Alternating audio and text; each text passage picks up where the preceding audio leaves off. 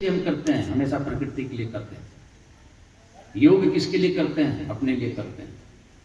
और दान किसके लिए करते हैं? समाज के लिए करते हैं। दान कभी भी अपने लिए नहीं करते। तो यज्ञ का वर्णन है, 12 तरह का यज्ञ है। और इस यज्ञ में 1 और 2 यज्ञ का हम बात करेंगे, क्योंकि वो यज्ञ जो है इस सकाम कर्म, काम, क्रोध, लोभ, मोह, मद, मत्सर, राग, द्वेष, अहंकार को हटाने के लिए जरूरी है। और वो यज्ञ है ज्ञान यज्ञ।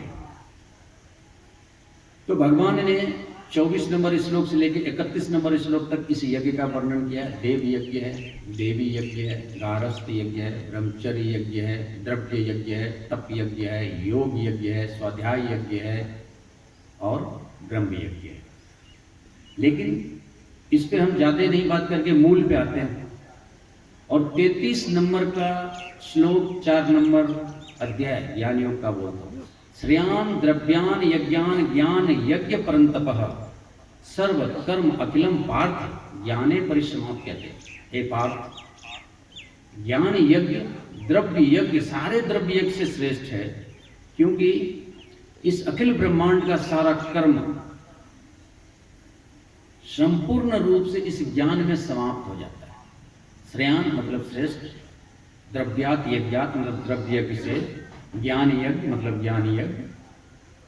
अर्जुन, हे अर्जुन, ज्ञान यज्ञ सारे द्रव्य यज्ञ से श्रेष्ठ है। क्यों? कर्म अखिलम पार्थ, सर्व कर्म अखिलम पार्थ, सारे कर्म इस विश्व के पूर्ण रूप से, सर्व कर्म मतलब सारे विश्व में जितने भी कर्म हैं, वो कर्म कितने हैं वो मैं बताऊंगा। सारे कर्म अखिलम, अखिलम मतलब पूर्ण रूप से, ज्ञाने मतलब ज्ञान में, परिसमाप्यते मतलब समाप्त हो जाता है। अगर ज्ञान है हमारे पास तो कर्म, सारे कर्म निष्काम कर्म बन जाते हैं, सारे कर्म ब्रह्म कर्म बन जाते हैं अगर ज्ञान है तो। क्योंकि 37वां श्लोक में फिर से भगवान बोल रहे हैं, यथा इंधांसि समिद्ध अग्नि भस्मात कुरुते अर्जुन, ज्ञान अग्नि सर्व कर्माणि भस्मात कुरुते तथा।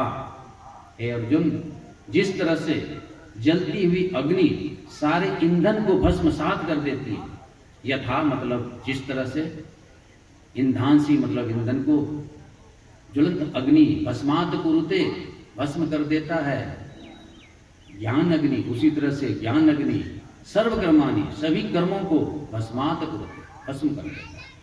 इसलिए उस ज्ञान को समझना पड़ेगा, ज्ञान को समझना पड़ेगा।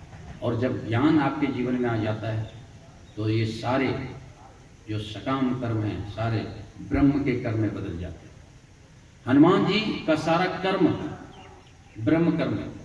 आप ध्यान देना, सुंदरकांड में, किष्किंधा कांड से जब चालू करके हनुमान जी सुंदरकांड में लंका को जला करके सीता माता से वो लेकर के हनुमान राम के पास आते हैं, तब तक का जितना भी काम है हनुमान का, सारा काम राम के लिए, ब्रह्म के लिए, उनका अपना कोई काम नहीं। इसलिए जब भी राम हनुमान से पूछा गया तुम कौन, तो पहले राम का नाम लेता, तब हनुमंत कहे सब राम कथा फिर निज नाम। किसको? विभीषण को। सबसे पहला भेंट विभीषण से, और विभीषण ने पूछा कि कौन हो गए, कि तुम हरिदासन में कोई, क्या तुम हरि का कोई दास हो? मोरे हृदय प्रीत अति होई, मेरे हृदय में बहुत प्रीत हो रहा है। कि तुम दीन राम अनुरागी, क्या तुम राम का दूसरा रूप लेकर के आए करण मोहि बढ़भागी, क्या मुझे तुम उद्धार करने आए हो? तो हनुमान ने, तब हनुमंत कहिया सब राम कथा, पहले राम का नाम लिया, फिर अपना नाम बताया। मैनाक पर्वत को क्या बोला?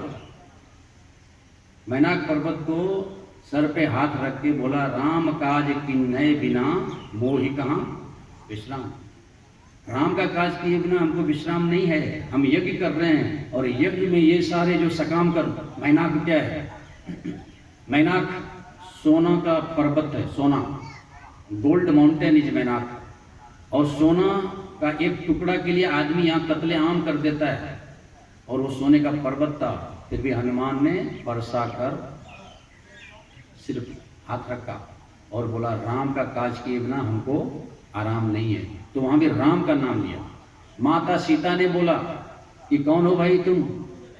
इसने मुद्रिका गिराई, दूसरी भेंट माँ सीता से, रामचंद्र गुण वर्णय लागा, सुनते सीता कर दुख पाला। राम का गुण वर्णन किया, ये नहीं बोला मैं हनुमान हूं। और फिर बाद में बोलता है राम दूत मैं मातु जानकी, नाम नहीं बता रहा, सत्य शपथ करुणानि जानकी। इसलिए राम का हर कार्य सिर्फ और सिर्फ ब्रह्म कार्य है और वो यज्ञ कर रहे हैं। और इसलिए हनुमान में ना तो काम है, ना तो क्रोध है, ना तो लोभ है, ना तो मोह है। और जहाँ भी उन्होंने क्रोध किया है वो भगवान के लिए क्रोध किया, जहाँ भी उसकी कामनाएं हैं वो भगवान के लिए ही है। भगवान को छोड़ के हनुमान के लिए